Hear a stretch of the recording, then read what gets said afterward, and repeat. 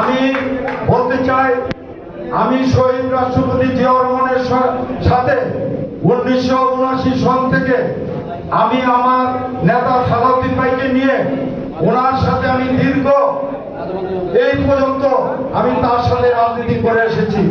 আমি ছাত্রদল থেকে যুবদল থেকে মূল দলে আমি রাজনীতি করে এসেছি।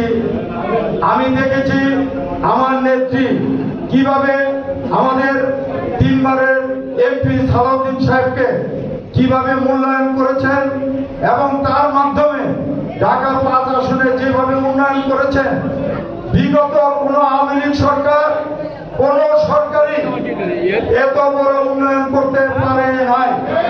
এটা স্বীকার করতে হবে, কারণ সেটার প্রমাণ জনগণ। আমাদের যে ভোট হয়েছিল সামনে, এই যে মাননীয় প্রধানমন্ত্রী জনাব তারেক রহমান সাহেব যাকে নমিনেশন দিয়েছে, সে আজকে 6